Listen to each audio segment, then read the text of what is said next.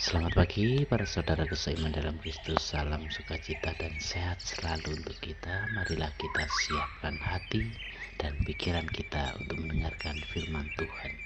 Tuhan beserta kita sekarang dan selama-lamanya. Inilah Injil Yesus Kristus menurut Matius bab 9 ayat 9 sampai 13. Dimuliakanlah Tuhan.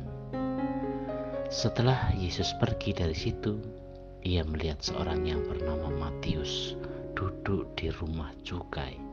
Lalu ia berkata kepadanya, "Ikutlah aku." Maka berdirilah Matius lalu mengikuti dia. Kemudian ketika Yesus makan di rumah Matius, datanglah banyak pemungut cukai dan orang berdosa dan makan bersama-sama dengan dia dan para murid-muridnya. Pada waktu orang Farisi melihat hal itu, berkatalah mereka kepada murid-murid Yesus, "Mengapa gurumu makan bersama-sama dengan pemungut cukai dan orang berdosa?" Yesus mendengarnya dan berkata, "Bukan orang sehat yang memerlukan tabib, tetapi orang sakit. Jadi pergilah dan pelajarilah arti firman ini. Yang ku kehendaki ialah belas kasihan dan bukan persembahan, karena aku datang bukan untuk memanggil orang benar, melainkan orang berdosa." Demikianlah sabda Tuhan. Terpujilah Kristus. Selamat pagi para sahabatku, sahabat suara hati, rekan muda, dan para pendengar dimanapun Anda berada. Dalam bacaan Injil hari ini, secara tegas Yesus sampaikan kepada kita bahwa bukan orang sehat yang memerlukan tabib, tetapi orang sakit. Keselamatan merupakan milik semua orang. Tidak ada yang bisa kompromi bahwa keselamatan hanya milik pribadi, milik kita seorang Kristiani saja. Dalam Injil Tuhan mengisahkan bahwa golongan yang menganggap dirinya lebih baik daripada orang lain adalah orang Farisi. Mereka beranggapan bahwa orang berdosa itu tidak mungkin menjadi baik dan bertobat.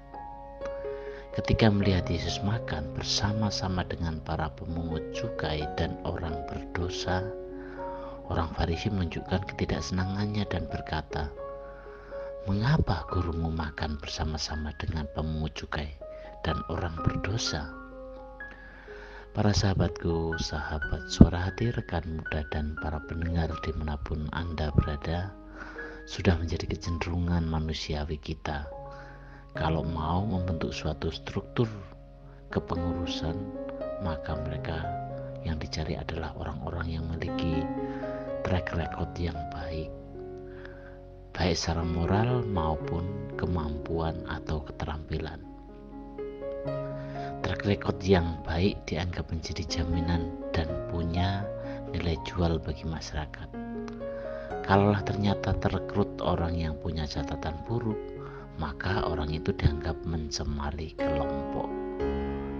Panggilan Yesus kepada Matius memperlihatkan sikap Yesus yang melawan arus kecenderungan masyarakat banyak orang.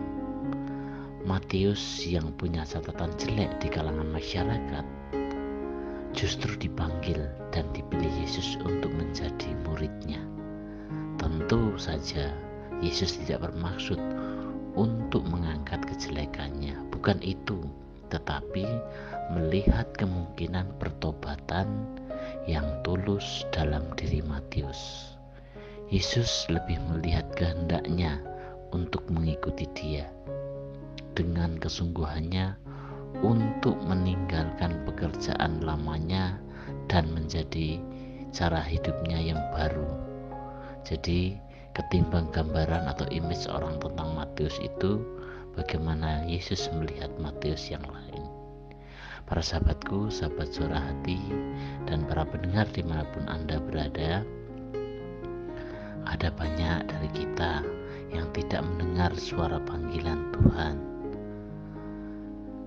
Manusia sekarang cenderung mendengarkan panggilan dunia tentang kekayaan, panggilan-panggilan dan tawaran keglamoran dunia.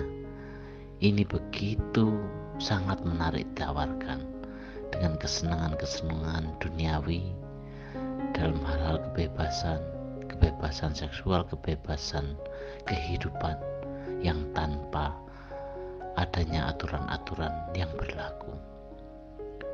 Panggilan seperti inilah yang akan terus menyeret seseorang sehingga ketika mau menerima panggilan dan berjanji untuk ikut Tuhan selalu saja sulit dan selalu saja terpeleset. Hari ini Yesus memanggil kita semua. Ia selalu mengetuk hati kita dan berkata, "Anakku, aku ini mengasihi engkau." Yesus berkata, "Mari, datanglah dan mendekat." Yesus berkata, "Mari semua yang letih lesu dan berbeban berat, aku akan memberikan kelegaan bagimu."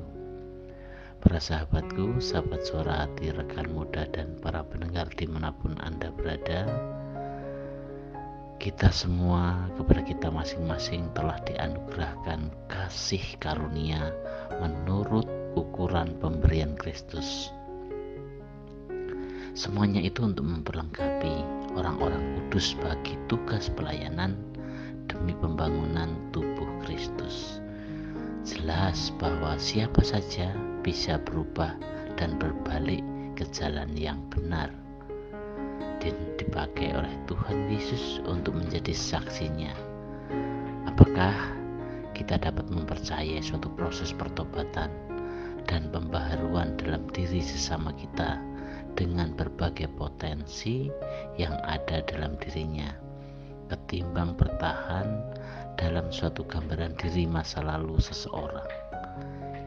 Ingat semua saudaraku seiman dalam Kristus, keselamatan merupakan milik semua orang. Tidak ada yang bisa mengklaim bahwa keselamatan hanya milik pribadi, hanya milik orang-orang Kristiani, dan lain sebagainya.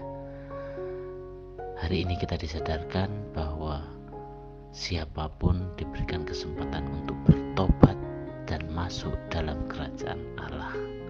Demikianlah permenungan hari ini, dan marilah kita akhiri dengan doa dalam nama Bapa dan Putra dan Roh Kudus. Amin. Bapa yang penuh kasih, terima kasih untuk hari ini Engkau menyadarkan kami dengan segala kelemahan dan kekurangan kami. Ajaklah dan tuntunlah kami selalu untuk selalu bertobat, mengubah diri kami menjadi manusia baru.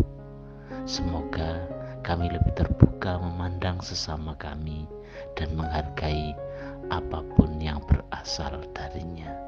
Doa ini kami serahkan kepadamu Tuhan, dengan perantaraan Kristus Tuhan kami. Amin. Dalam nama Bapa